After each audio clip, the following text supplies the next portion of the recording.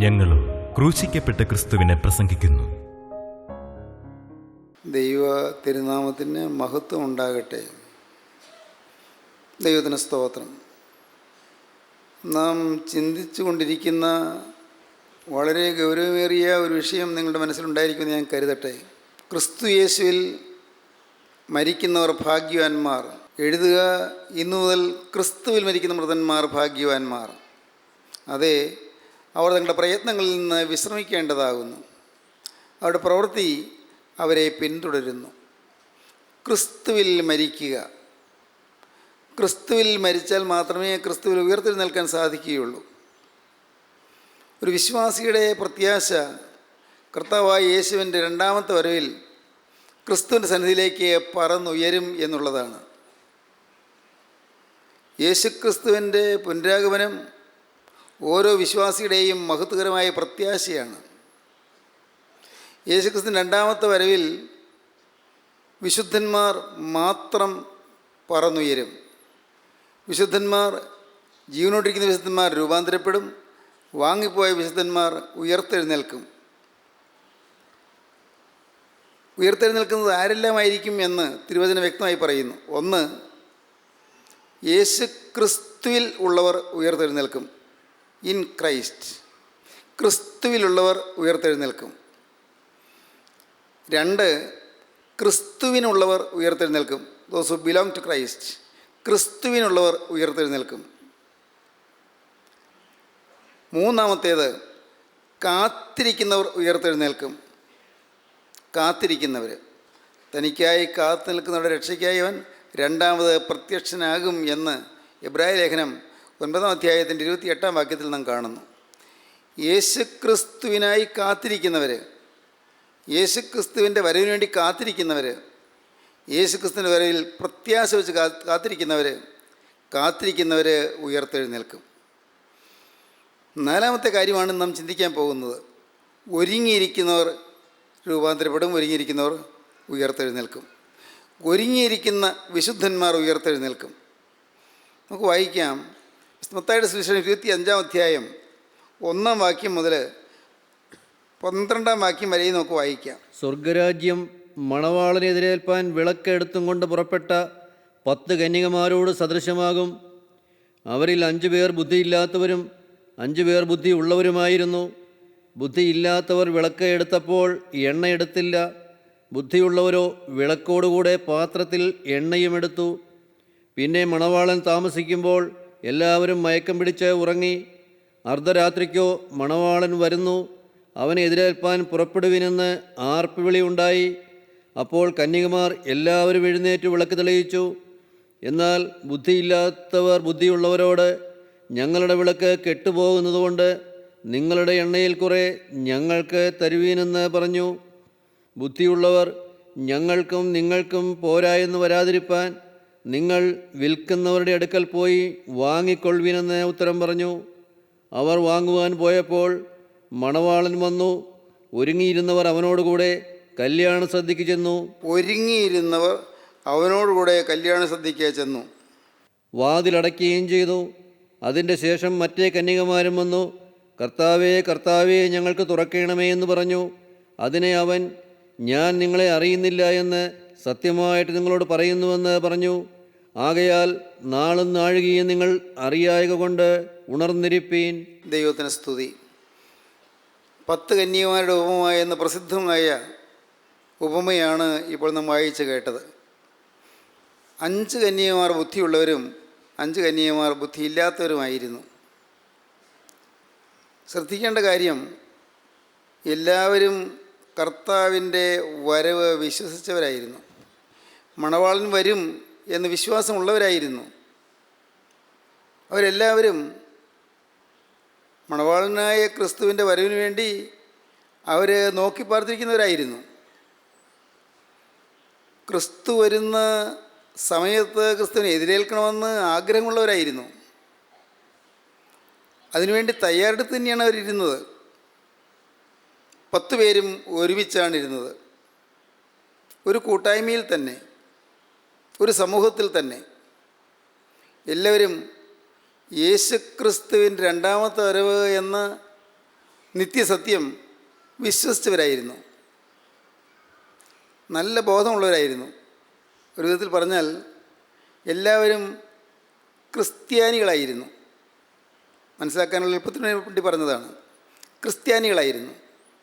എല്ലാവർക്കും വേദപുസ്തകം അറിയാവുന്നവരായിരുന്നു, വചനം അറിയാവുന്നവരായിരുന്നു. യേശുക്രിസ്തു എന്ന വാക്ക് കേട്ടിട്ടുള്ളവരെന്ന് മാത്രമല്ല, യേശുക്രിസ്തുവിൻ്റെ കാര്യങ്ങൾ അറിയാവുന്നവരായിരുന്നു. യേശുക്രിസ്തുവിൻ്റെ ജീവിതത്തെ അറിയാം, യേശുക്രിസ്തു വീണ്ടും വരുമെന്നറിയാം. എല്ലാവരും വചന നിശ്ചയമുള്ളവരായിരുന്നു, വചനത്തിൽ നിശ്ചയം. പല കാര്യങ്ങളിലും അവരെല്ലാം തുല്യരായിരുന്നു. ഒരുമിച്ചാണ് ഇരുന്നതും. മണവാളം വരാൻ താമസിക്കുന്നത് കണ്ടപ്പോൾ അവർ ഒരുമിച്ച് തന്നെയാണ് കിടന്നുറങ്ങിയത്. മണവാളം വരുന്നുള്ളതായ ആർപ്പുളി ഉണ്ടായപ്പോൾ ഒരുമിച്ച് തന്നെയാണ് ഉണർന്നത്. പക്ഷേ 5 പേർ ബുദ്ധിയുള്ളവരായിരുന്നു, 5 പേർ ബുദ്ധിയില്ലാത്തവരായിരുന്നു. ഓർക്കുക, ക്രിസ്തീയ ജീവിതത്തിൽ നാം ബുദ്ധിയുള്ളവരായിരിക്കണം. എന്താണ് ബുദ്ധി? എൻ്റെ വിളക്ക് കെട്ടുപോകുമ്പോൾ അപ്പോഴപ്പോൾ എണ്ണ വറ്റുന്നതനുസരിച്ച് എണ്ണ പകരാൻ എണ്ണ കരുതിയിരിക്കണം. വിളക്ക് കത്തിക്കൊണ്ടിരിക്കുകയാണ്. കത്തിക്കൊണ്ടിരിക്കുന്ന വിളക്കിൽ എണ്ണ വറ്റിപ്പോകാൻ സാധ്യതയുണ്ട്. ഏത് സമയത്തും വറ്റിപ്പോകാം. അപ്പോൾ ഓടി നടക്കാതെ, അപ്പോൾ എണ്ണയ്ക്ക് വേണ്ടി പരക്കം പായാതെ എപ്പോഴും എണ്ണ എടുക്കത്തക്കവണ്ണം കരുതിയിരിക്കണം. പാത്രത്തിൽ കൂടി എണ്ണ കരുതണം. വിളക്കിൽ എണ്ണയുണ്ട് പോരാ, പാത്രത്തിൽ കൂടി എണ്ണ കരുതേണ്ടതാണ്. ഇവിടെ ബുദ്ധി എന്താണ്? ഈ എണ്ണ ഇപ്പോഴുള്ളത് വറ്റിപ്പോകാൻ ചാൻസ് ഉണ്ട്, വറ്റിപ്പോകാൻ സാധ്യതയുണ്ട് എന്ന് അറിവുള്ളവരാണ് ബുദ്ധിയുള്ളവർ.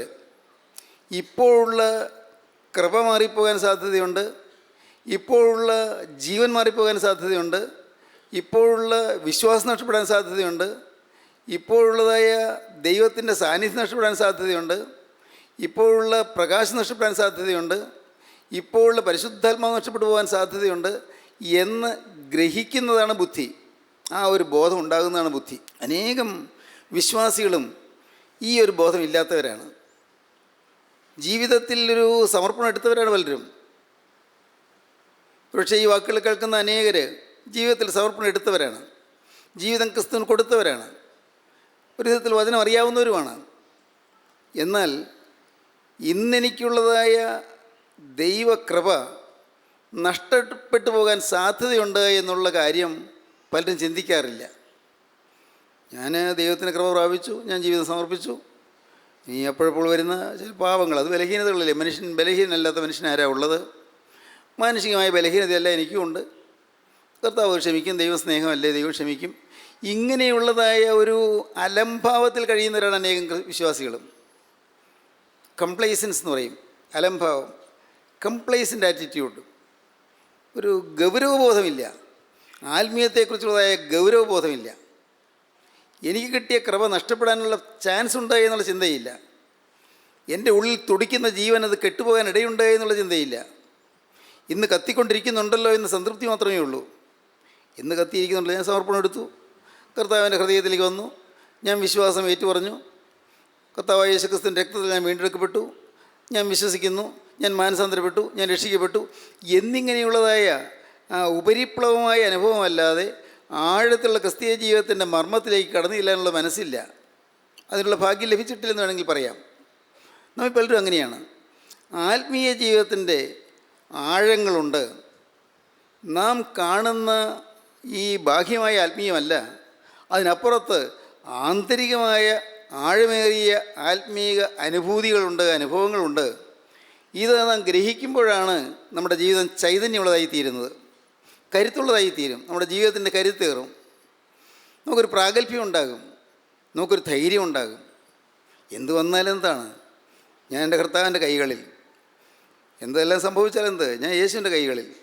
ആപത്ത് വന്നാലെന്ത്, ഏറ്റവും പ്രിയപ്പെട്ടവരെന്നെ വെറുത്താലെന്ത്, എന്നെ സ്നേഹിച്ചവർ എൻ്റെ എതിരാളികളായി തീർന്നാലെന്ത്, എന്തെല്ലാം പ്രതിസന്ധികൾ എൻ്റെ ജീവിതത്തിൽ വന്നാലെന്ത്, രോഗം വന്നാലെന്ത്, ആപത്തുകൾ വന്നാലെന്ത്, അത്യാഹിതങ്ങൾ വന്നാലെന്ത്, യേശുവിൻ്റെ കരങ്ങളിലാണ് ഞാൻ. ഈ ഒരു ഉറപ്പ്, ഞാൻ യേശുവിൻ്റെ കൈകളിലാണ്. ജീവിതം ഒരിക്കലായി ഞാൻ യേശുവിന് കൊടുത്തതാണ്. ഈ ഒരു ഉറപ്പ് പ്രിയപ്പെട്ടവരെ, അത് നിസ്സാര കാര്യമല്ല. ആ ഒരു ഉറപ്പെങ്കിലും നമുക്കുണ്ടോ? ചിന്തിക്കൂ. ഞാൻ എൻ്റെ ജീവിതം യേശുവിനൊരിക്കൽ കൊടുത്തു. ഇന്ന് ഈ വാക്കുകളെ കേൾക്കുന്ന എൻ്റെ ബഹുമാന്യ സഹോദരങ്ങൾ, ദയവായി ചിന്തിക്കൂ. എൻ്റെ ജീവിതം ഞാൻ ഒരിക്കൽ യേശുവിന് കൈമാറിയതാണ്. ഒരുപക്ഷെ ഇന്ന ദിവസം എന്ന് പറയാൻ കാണുകയില്ല. ഇത്രാം ആണ്ട്, ഇത്രാം മാസം, ഇത്രാം തീയതി ഞാൻ യേശു ക്രിസ്തുവിന് ജീവിതം കൈമാറി മാനസാന്തരപ്പെട്ടു എന്ന് പറയാനുള്ളൊരു ദിവസം കാണണമെന്നില്ല. പലപ്പോഴായിട്ട് ലഭിച്ചതായിരിക്കും, പലപ്പോഴായി കിട്ടിയതായ അനുഭവമായിരിക്കും. ചിലർക്കൊരു പ്രത്യേക ദിവസമോ പ്രത്യേക സമയമോ കാണും, ചില പ്രത്യേക മുഖാന്തരം കാണും. അത് ഓരോ വിധത്തിലായിരിക്കും, ഓരോരുത്തർക്കും ഓരോ വിധത്തിലായിരിക്കും. ഏതായാലും എന്നായാലും ശരി, എങ്ങനെയായാലും ശരി, ഈ ജീവിതം യേശു ക്രിസ്തുവിൻ്റെ കരങ്ങളിലായി. ഈ ജീവിതത്തിൻ്റെ ഉത്തരവാദിത്വം യേശുവിൻ്റെ കൈകളിലായി. എൻ്റെ ജീവിതം യേശുവിനെ ഞാൻ പരമേൽപ്പിച്ചു. യേശു എൻ്റെ ഹൃദയത്തിൽ വസിക്കുന്നുണ്ട്. എൻ്റെ കാര്യങ്ങൾ നിയന്ത്രിക്കുന്നതിന് യേശുവാണ്. എന്നെ ഭരിക്കാൻ ഞാൻ യേശുവിനെ ഏൽപ്പിച്ചു കൊടുത്തു. ഇനി എൻ്റെ മേൽ എനിക്ക് അധികാരമില്ല, അവകാശമില്ല. ഒരു ഭൂമി വിറ്റ് കഴിഞ്ഞാൽ വാങ്ങുന്നയാൾക്ക് ആ ഭൂമിയുടെ പൂർണ്ണ ഉത്തരവാദിത്വവും അവകാശം ഇരിക്കുന്നത് പോലെ എൻ്റെ ജീവിതം ഞാൻ യേശുവിന് കൊടുത്തു കഴിഞ്ഞു. യേശുവിൻ്റെ വിലയ്ക്ക് വാങ്ങിക്കഴിഞ്ഞു. യേശു കൊടുത്ത വില എൻ്റെ തിരുരക്തമാണ്. യേശുവിൻ്റെ തിരുരക്തം കൊടുത്ത് എന്നെ വിലയ്ക്ക് വാങ്ങിയതുകൊണ്ട് ഞാൻ യേശുവിൻ്റേതാണ്, ഞാൻ എൻ്റേതല്ല. എൻ്റെ മേൽ അവകാശമുള്ള എന്തെല്ലാം ഉണ്ടെങ്കിലും അതെല്ലാം വിട്ടു, അതെല്ലാം വിടർത്തി യേശുവിൻ്റെ കൈകളിലായി ഞാൻ. ഈ ഒരു ഉറപ്പ് തീർച്ചയായിട്ടും നമുക്ക് വേണം. ആ ക്രിസ്തീയ ജീവിതത്തിൻ്റെ ആരംഭം അതാണ്. അതില്ലാത്ത ക്രിസ്തീയ ജീവിതം ക്രിസ്തീയ ജീവിതമല്ല. ക്രിസ്തുവിന് എന്നെ ഞാൻ കൊടുത്തു, ക്രിസ്തുവിന് ഞാൻ കൈമാറി, ക്രിസ്തുവിൻ്റെ കരങ്ങളിലേക്ക് എൻ്റെ ജീവിതം ഞാൻ പരമേൽപ്പിച്ചു. യേശു എൻ്റെ നാഥനാണ്, യേശു എൻ്റെ രക്ഷകനാണ്, യേശു എൻ്റെ ഉടയവനാണ്, യേശു എൻ്റെ ഉടമസ്ഥനാണ്. ഞാൻ അപ്പനുള്ള മകനാണ്, അപ്പനുള്ള മകളാണ്. ഞാൻ യേശുവിൻ്റെ കൈകളിലാണ്. എന്നെ നയിക്കാൻ എനിക്കൊരു യേശുവുണ്ട്, എന്നെ നയിക്കാനൊരു കർത്താവുണ്ട്. എൻ്റെ കർത്താവും എൻ്റെ രക്ഷകനും എൻ്റെ യജമാനുമായി ഞാൻ യേശുവിനെ സ്വീകരിച്ചിരിക്കുന്നു. എൻ്റെ കർത്താവും രക്ഷിതാവുമായി ഞാൻ യേശുവിനെ കൈക്കൊണ്ടിരിക്കുന്നു. ഞാൻ യേശുവിൻ്റെ വകയാണ്. ഈ ഒരു ഉറപ്പേറിയ നിർണയം നിങ്ങൾക്ക് ലഭിച്ചാൽ നിങ്ങൾ ഭാഗ്യശാലികളായി. മഹാഭാഗ്യം, അനുഗ്രഹത്തിൻ്റെ ആരംഭമായി. അനുഗ്രഹത്തിൻ്റെ പൂർത്തീകരണമല്ല, അനുഗ്രഹത്തിൻ്റെ ആരംഭമായി. ജീവിതം ക്രിസ്തുവിന് കൊടുത്തു എന്നുള്ള ഉറപ്പ്. നിങ്ങൾ ദയവായി ചിന്തിക്കൂ, നിങ്ങളുടെ ജീവിതത്തിൽ അങ്ങനെ ഒരു ഉറപ്പ് കിട്ടിയിട്ടുണ്ടോ? ഇതൊരിക്കലും യേശുവിന് കൈമാറി. നിങ്ങൾ വചനം ധാരാളമായി കേൾക്കുന്നവരാണ്, ധാരാളമായി വചനം കേൾക്കുന്നു. എൻ്റെ ജീവിതം ഞാൻ യേശുവിന് കൊടുത്തു എന്നുള്ള ഒരു ഉറപ്പ് നിങ്ങൾക്ക് ഉള്ളത്തിലുണ്ടോ? ഇതൊരിക്കലായിട്ട് യേശുവിന് കൊടുത്തു. വൺസ് ഫോർ ഓൾ, ഒരിക്കലായിട്ട് യേശുവിന് കൊടുത്തു എന്നുള്ള ആ ഒരു ഉറപ്പ്. ദൈവത്തിന് സ്തോത്രം. ഈ ഒരു ഉറപ്പ് കിട്ടിക്കഴിഞ്ഞാൽ പിന്നെ നമുക്ക് ഒരു ശിശുവായി ജനിച്ച അനുഭവം കിട്ടുകയാണ്. ഒരു ശിശുവായി ജനിച്ചു. അതാണ് വീണ്ടും തന്നെ അനുഭവം എന്ന് പറയുന്നത്. തികഞ്ഞു എന്നല്ല. ഒരു ശിശു ജനിച്ചാൽ തികഞ്ഞോ? ഇനി എന്തുമാത്രം വളർച്ചയാണ് കുട്ടിക്ക് വേണ്ടത്? ഒരു പിഞ്ചു കുഞ്ഞ്, ഒരു ചോരക്കുഞ്ഞ് ജനിച്ചു, ഒരു കുരുന്ന്, ഒരു കൊച്ചുകുട്ടി ജനിച്ചു. വലുതായോ? ആയില്ലല്ലോ. ഇനി എന്തുമാത്രം വളരേണ്ടിയിരിക്കുന്നു.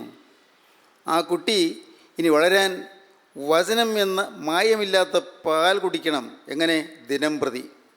എന്തിന്? രക്ഷയ്ക്കായി വളരുവാൻ. പത്രോസ് എഴുതിയ ഒന്നാമത്തെ ലേഖനം 2-ാം അധ്യായം 1-ാം വാക്യം വായിക്കാം. 1 പത്രോസ് 2:1. ആകയാൽ സകല ദുഷ്ടതയും എല്ലാ ചതിവും വ്യാജഭാവവും അസൂയയും എല്ലാ നുണയും നീക്കിക്കളഞ്ഞ് ഇപ്പോൾ ജനിച്ച ശിശുക്കളെപ്പോലെ രക്ഷയ്ക്കായി വളരുവാൻ വചനമെന്ന മായമില്ലാത്ത പാൽ കുടിപ്പാൻ വാഞ്ചിപ്പീൻ. രക്ഷയ്ക്കായി വളരണം. രക്ഷിക്കപ്പെട്ടു എന്ന് പറയുമ്പോൾ പോലും ഓർത്തുകൊള്ളണം, ആരം കുറിച്ചൊന്നേ അർത്ഥമുള്ളൂ. രക്ഷയ്ക്കായി വളരണം. രക്ഷയ്ക്കായി വളരുവാൻ വചനം എന്ന മായമില്ലാത്ത പാൽ കുടിപ്പാൻ വാഞ്ചിപ്പീൻ. വചനം അത് പാലാണ്, മായമില്ലാത്ത പാലാണ്. ക്ഷമിക്കണം, നിർഭാഗ്യവശാൽ ഇന്ന് പലയിടത്തും പാൽ കൊടുക്കുന്നുണ്ട്, പക്ഷേ മായം കലർത്തിയ പാലാണ്. ചില സ്വാർത്ഥ താല്പര്യങ്ങൾ കടത്തിയ പാല്, പണപ്പിരിവിന് വേണ്ടിയുള്ളതായ വചന ശുശ്രൂഷകൾ, അത്ഭുതങ്ങൾ കാണിച്ച് മനുഷ്യനെ വിഭ്രമിപ്പിക്കുന്ന ചില അടയാളങ്ങളും അത്ഭുതങ്ങളും, ചില ആളുകളെ വികാരാധീനരാക്കി തീർക്കുന്നതായ ചില ബഹളങ്ങളും ഒച്ചപ്പാടുകളും. ഇതൊന്നുമല്ല സുവിശേഷം, ഇതൊന്നുമല്ല വചനം. വചനം നിർമ്മല വചനമാണ്, നിർമ്മല സുവിശേഷമാണ്. എന്താണ് വചനം? ദാവീദിൻ്റെ സന്തതിയായി ജനിച്ച് മരിച്ചിട്ട് ഉയർത്തെഴുന്നേറ്റിരിക്കുന്ന യേശുക്രിസ്തുവിനെ ഓർത്തുകൊള്ളുക. അതാകുന്നു എൻ്റെ സുവിശേഷം, അതാകുന്നു സുവിശേഷം. ദാവീദിൻ്റെ സന്തതിയായി ജനിച്ച് മരിച്ചിട്ട് ഉയർത്തെഴുന്നേറ്റിരിക്കുന്ന യേശുക്രിസ്തുവിനെ ഓർത്തുകൊള്ളുക. അതാകുന്നു എൻ്റെ സുവിശേഷം. അപ്പോസ്തലനായ പൗലോസ് പറയുകയാണ്. അപ്പോസ്തലനായ പൗലോസ് ഒടുക്കെഴുതിയ ലേഖനത്തിലാണ് പറയുന്നത്. 2-ാമത്തെ തീമോഥെയോസ് ലേഖനം 2-ാം അധ്യായം ആദ്യ ഭാഗം. ദാവീദിൻ്റെ സന്തതിയായി ജനിച്ച് മരിച്ചിട്ട് ഉയർത്തെഴുന്നേറ്റിരിക്കുന്ന യേശുക്രിസ്തുവിനെ ഓർത്തുകൊള്ളുക. അതാകുന്നു എൻ്റെ സുവിശേഷം. ഒരു വ്യക്തിയാണ് സുവിശേഷം. കുറേ ആശയങ്ങളുടെ സംഹിതയല്ല സുവിശേഷം. ചില മതചിന്തകളല്ല സുവിശേഷം. ചില മതകീയ പ്രമാണങ്ങളല്ല സുവിശേഷം. ചില തത്വചിന്തകളല്ല സുവിശേഷം. പ്രിയപ്പെട്ടവരെ, എന്താണ് സുവിശേഷം? ക്രിസ്തു, ക്രിസ്തു മാത്രം. ക്രിസ്തു എന്ന വ്യക്തി. ഒരു കൂട്ടായ്മയല്ല സുവിശേഷം, ഒരു സഭയുമല്ല സുവിശേഷം. സുവിശേഷം ക്രിസ്തു എന്ന വ്യക്തി. യേശു ക്രിസ്തുവിനെ ലോകത്തിന് കാണിച്ചു കൊടുക്കുക, അതാണ് സുവിശേഷ വേല. കുറേ കഥകൾ പറയുന്നതോ, കുറേ തത്വചിന്തകൾ പറയുന്നതോ, കുറേ ആശയങ്ങൾ പ്രകാശിപ്പിക്കുന്നതോ അല്ല സുവിശേഷം. സുവിശേഷം യേശു ക്രിസ്തു എന്ന ആ പരമോന്നത പരിശുദ്ധനെ, ആ നിത്യ യുഗപുരുഷനെ ലോകത്തിന് കാണിച്ചു കൊടുക്കുക. സ്തോത്രം. യുഗവിധാതാവിനെ ലോകത്തിന് കാണിച്ചു കൊടുക്കുക. സർവ്വപ്രപഞ്ചത്തിൻ്റെയും അധിപതിയായ ക്രിസ്തുവിനെ ലോകത്തിന് കാണിച്ചു കൊടുക്കുക. എങ്ങനെ കാണിച്ചു കൊടുക്കും?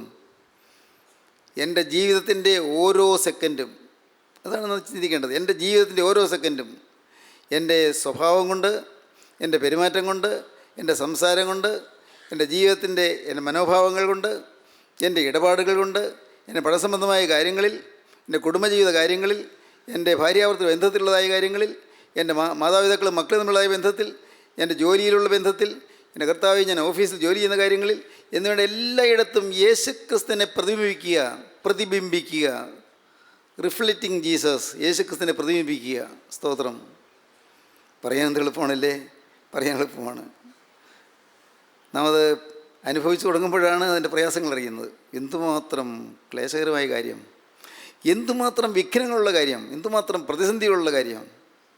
നമ്മുടെ വിശ്വാസ ജീവിതത്തിൽ നമ്മളെ തകർക്കാനും തളർത്താനും പിശാച് വരും. നമ്മുടെ ജീവിതത്തിൽ നിന്ന് ഉടച്ചു കളയുവാൻ പിശാച് വരും. നമുക്ക് മുന്നോട്ടൊരു ചുവട് വയ്ക്കാൻ പറ്റാത്ത വിധത്തിൽ നമ്മളെ തകർത്ത് നശിപ്പിക്കാൻ പിശാച് വരും.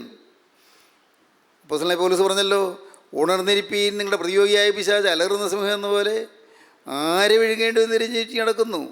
ആരെയാണ് വിഴുങ്ങേണ്ടത്? അവൻ ചുറ്റി തിരിഞ്ഞ് നടക്കുകയാണ്. ആരെ വിഴുങ്ങണം? നമ്മൾ വിഴുങ്ങാൻ ഇങ്ങനൊരു പിശാച് നടക്കുന്നു, സാത്താൻ, ഒരു സിംഹത്തെ പോലെ. ദൈവത്തിന് സ്തോത്രം. അതുകൊണ്ട് ജീവനുള്ള ക്രിസ്തുവിനെ ലോകത്തിന് കാണിച്ചു കൊടുക്കണം. അതാണ് സുവിശേഷം. നമ്മുടെ സംസാരം ക്രിസ്തുവിന് അനുയോജ്യമായിരിക്കണം. ക്രിസ്തു സത്യമാണ്, നമ്മൾ സത്യമേ വരാവൂ. അല്പം പോലും നുണ കലർത്തി പറയാൻ പാടില്ല, അർത്ഥസത്യങ്ങൾ പറയാൻ പാടില്ല, സത്യം എന്ന് ഭാവിച്ച് പറയാൻ പാടില്ല. ഞാൻ പറയുന്നത് ഞാനങ്ങനെ സത്യമാണ് എന്ന് ഞാൻ പറയുമ്പോൾ എനിക്ക് തന്നെ ഒരു ഉറപ്പ് കിട്ടും എന്ന് വിചാരിച്ച് ഞാൻ പറയാൻ പാടില്ല. സത്യമായിരിക്കണം. നേരവോ സ്ട്രേറ്റ് ഫോർവേഡ് ആയിരിക്കണം. ആർജവം, നല്ല ഋതുബുദ്ധിയായിരിക്കണം, നല്ല ചൊവ്വയുള്ള ചിന്തയായിരിക്കണം. ദൈവത്തിന് സ്തോത്രം. അവിടെ വക്രത പാടില്ല, അവിടെ സൂത്രം പാടില്ല, അവിടെ കൗശലം പാടില്ല. ജീവിതം ക്രിസ്തുമയമായിരിക്കണം, ക്രിസ്തുവിനെ പ്രതിബിംബിക്കുന്നതായിരിക്കണം, ക്രിസ്തു സദൃശമായിരിക്കണം.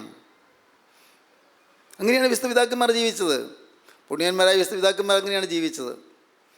നാം അവിടെ ഒരു വെല്ലുവിളിയായിട്ട് എടുക്കണം. കർത്താവേ, പൂർവീയ പുണ്യപിതാക്കളിൽ അങ്ങനെ ജീവിച്ചു, എന്നാൽ എന്തുകൊണ്ട് ഈ തലമുറയിൽ അത് സാധ്യമായിക്കൂടാ? എന്തുകൊണ്ട് എനിക്കത് സാധ്യമായിക്കൂടാ? അതാണ് ചലഞ്ച്, അതാണ് വെല്ലുവിളി. ഈ തലമുറയിൽ എനിക്കത് സാധിക്കണം. പൂർവീയ പുണ്യപിതാക്കൾ ജീവിച്ച വഴിയിൽ അവർ ക്രിസ്തുവിൻ്റെ ഛായ അനുഭവിച്ചുകൊണ്ട് ജീവിച്ച വഴിയിൽ എനിക്കും ജീവിക്കണം. ഈ ഒരു വ്യക്തമായ ബോധ്യവും ഉറപ്പ് നമുക്ക് കിട്ടണം. അതിനുള്ളതായ വാഞ്ച നമ്മുടെ ഹൃദയത്തിൽ വരണം. വേറെ ലാക്കില്ല, വേറെ ലക്ഷ്യമില്ല. ജീവിതം മുഴുവൻ സുവിശേഷമയം. സ്തോത്രം. വേറെ ലക്ഷ്യമില്ലെന്ന്, വേറെ ഒരു ഉദ്ദേശമില്ല. അങ്ങനെ വരണം നമ്മുടെ സുവിശേഷ വേലകൾ. സുവിശേഷം ക്രിസ്തുവിനെ കാണിച്ചു കൊടുക്കണം. ദൈവത്തിന് സ്തോത്രം. നിങ്ങൾ വിശ്വസിക്കൂ, അങ്ങനെയുള്ളവരിൽ നിന്നുകൊണ്ട് കർത്താവ് അത്ഭുതം പ്രവർത്തിക്കും. അവർ യുഗങ്ങളുടെ ശില്പികളായി മാറും. ഹല്ലേലൂയ, ദൈവത്തിന് സ്തോത്രം. യുഗങ്ങളുടെ ശില്പികളായി മാറും. അവർ യുഗങ്ങളെ മെനഞ്ഞെടുക്കും. എൻ്റെ ദൈവമേ, ദൈവത്തിന് സ്തോത്രം. യുഗങ്ങളുടെ വിധികർത്താക്കളായി മാറും, യുഗങ്ങളുടെ വിധാതാക്കളായി മാറും. വാക്കുകൾക്ക് നിങ്ങൾക്ക് മനസ്സിലായിന്ന് വരില്ല, സാരമില്ല. ദൈവത്തിന് സ്തോത്രം. ഇത് കേട്ടുകൊണ്ടിരിക്കുമ്പോൾ നിങ്ങൾ ഓർക്കണം, കർത്താവ് ഇങ്ങനെയെല്ലാം ഉണ്ടോ ജീവിതം? അങ്ങനെയുണ്ടെങ്കിൽ ആ ഉന്നതമായ ഉദാത്തമായ ക്രിസ്തീയ ജീവിതത്തിൻ്റെ അത്ഭുതകരമായ അനുഭവത്തിലേക്ക് എനിക്ക് വളരണം, എനിക്ക് ഉയരണം. നിങ്ങൾ ആഗ്രഹിക്കൂ പ്രിയപ്പെട്ടവരെ, ആഗ്രഹിക്കൂ. എനിക്ക് വേണമത്. സുവിശേഷത്തിൻ്റെ വക്താവായി തീരണം. സുവിശേഷത്തിൻ്റെ പ്രഖ്യാതാവും പ്രഘോഷകനുമായി എനിക്ക് തീരണം. സ്തോത്രം. സുവിശേഷം ഇന്നുള്ള ക്രിസ്തീയ ജീവിതം നയിക്കുന്നു എന്ന് ഭാവിക്കുന്ന, രക്ഷിക്കപ്പെട്ടെന്ന് പറയുന്ന, വീണ്ടെടുക്കപ്പെട്ടെന്ന് പറയുന്ന, മനസ്സതപ്പെട്ടെന്ന് പറയുന്ന, വീണ്ടും ജനിച്ചെന്ന് പറയുന്ന അനേകം ആളുകളും ഇന്ന് എണ്ണ പറ്റിയിരിക്കുകയാണ്. എണ്ണ പറ്റിയിരിക്കുന്നു, കത്തുന്നില്ല. വിളക്കുണ്ട്, തിരിയുണ്ട്, ആ വിളക്കിൽ കത്താനുള്ളതായ തിരിയും അതിൻ്റെ സൗകര്യങ്ങളും എല്ലാം ഉണ്ട്. പക്ഷേ എണ്ണ പറ്റിപ്പോയി. വിളക്ക് കത്തുന്നുണ്ടായിരുന്നു. പക്ഷേ ഇന്ന് വിളക്ക് കത്തുന്നില്ല. കെട്ടുപോയത് അറിഞ്ഞില്ല. എന്നിലെ ദീപം കെടുത്തിയോ എന്ന് മലയാള കവി പാടിയിട്ടുണ്ട്. എന്നിലെ ദീപം നീ കെടുത്തിയോ, ദീപം കെട്ടുപോയോ എന്ന്.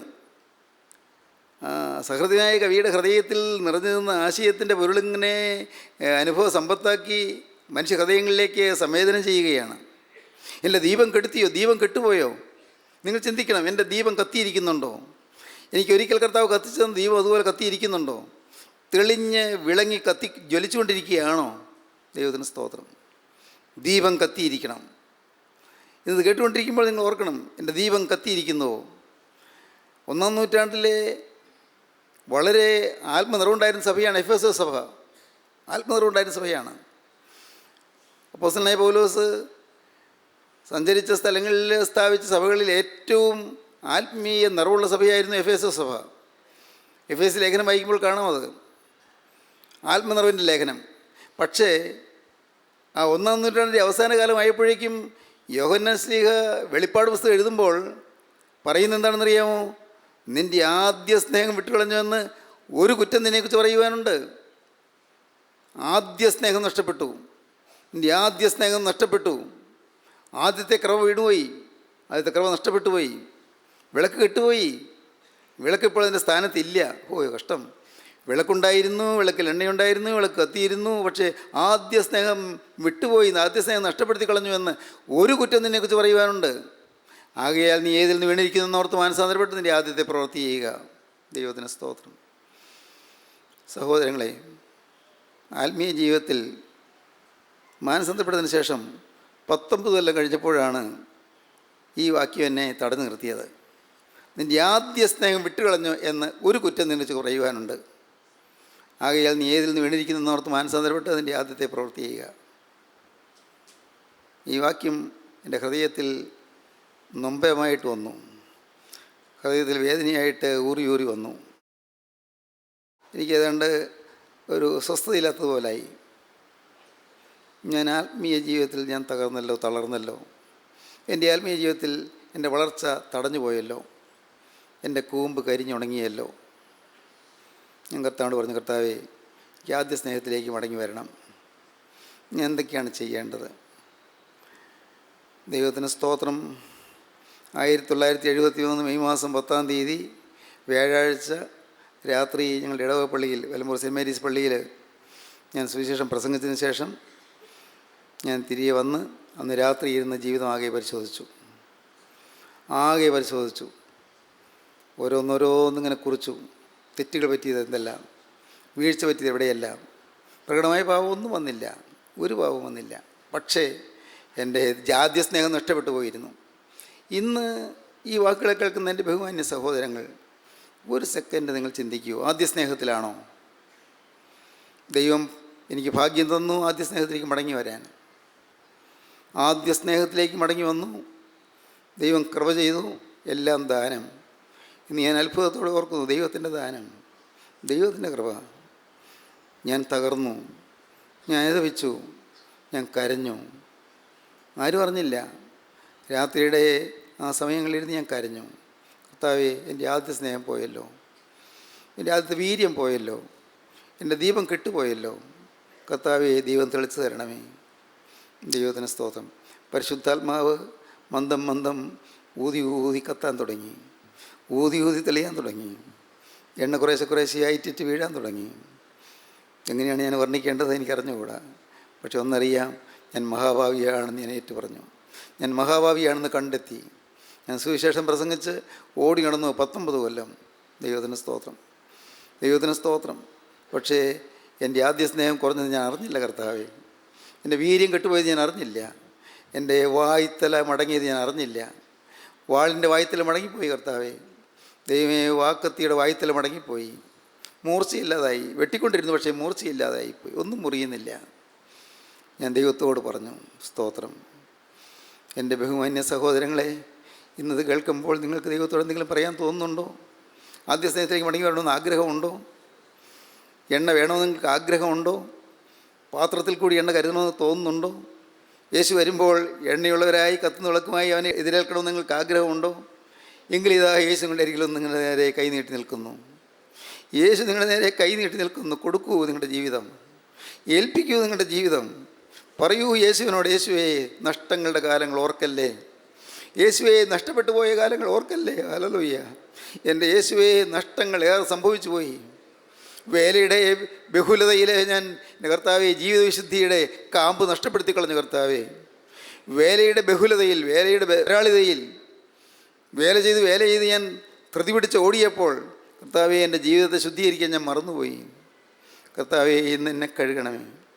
ഇന്ന് ഈ വാക്കുകളെ കേട്ട് ഞാൻ എഴുന്നേൽക്കുന്നതിന് മുൻപ്, യേശുനാഥ, നിൻ്റെ ആണിപ്പാടുകരം എൻ്റെ മേൽ വരണമേ, എന്നെ കഴുകണമേ, എന്നെ വിശുദ്ധീകരിക്കണമേ, മടക്കി തരണമേ, നഷ്ടപ്പെട്ടതെല്ലാം മടക്കി തരണമേ, നഷ്ടപ്പെട്ട വീര്യം മടക്കി തരണമേ, നഷ്ടപ്പെട്ട ദൈവസ്നേഹം മടക്കി തരണമേ, നഷ്ടപ്പെട്ടു പോയി ദൈവസ്നേഹം മടക്കി തരണമേ, നഷ്ടപ്പെട്ടു പോയി ജീവിത വിശുദ്ധി മടക്കി തരണമേ, നഷ്ടപ്പെട്ടു പോയി തീക്ഷ്ണത മടക്കി തരണമേ, നഷ്ടപ്പെട്ടു പോയി എരിവ് തിരിച്ചു തരണമേ. യേശുവേ, ഇന്ന് നിൻ്റെ സുവിശേഷത്തിൻ്റെ തീ എന്നിൽ ആളിക്കത്തുവാൻ തക്കവണ്ണം എൻ്റെ ഹൃദയത്തിലേക്ക് നീ ഊതി ഊതി പടർന്ന് കയറണമേ. എൻ്റെ ഹൃദയത്തിൽ നീ ആളി കത്തി പടരണമേ നാഥ. നിൻ്റെ പരിശുദ്ധാത്മാവിൻ്റെ അഭിഷേകത്തിൻ്റെ ഈ ജ്വാല എൻ്റെ മേൽ പകർന്ന് ഇന്ന് എന്നെ ഒരു പുതിയ മനുഷ്യനാക്കി മാറ്റണമേ. എന്നെ നീ നവീകരിക്കണമേ, നീ അനുഗ്രഹിക്കണമേ. നമുക്ക് പ്രാർത്ഥിക്കാം. കാരുണ്യവാനേ, മഹാപരിശുദ്ധനായ ഞങ്ങളുടെ സ്വർഗീയ പിതാവേ, ഈ അനുഗ്രഹീയ സമയങ്ങൾക്കായി സ്തോത്രം. അവിടെ ഞങ്ങളുടെ കൂടെ തന്നെ ഉള്ളതിനായി സ്തോത്രം. അർഹതയില്ലാത്ത അനുഗ്രഹങ്ങൾ തരുന്നതിനായി സ്തോത്രം. ആദ്യ സ്നേഹം എന്ത് എന്ന് ഓർമ്മയിൽ തരുന്നതിനായി സ്തോത്രം. ആദ്യ സ്നേഹത്തിൻ്റെ മധുരമയിലേക്ക് മടക്കി വരുത്താൻ കൃപ ചെയ്യുന്നതിനായി സ്തോത്രം. എല്ലാവരെയും തൊടണമേ, തലോടണമേ, അനുഗ്രഹിക്കണമേ. യേശുവിൻ്റെ രണ്ടാമത്തെ വേണ്ടി ഒരുക്കണമേ. യേശു ക്രിസ്തുവിൻ്റെ ജയകരമായ നാമത്തിൽ തന്നെ. ആമീൻ. ഹല്ലേലൂയ.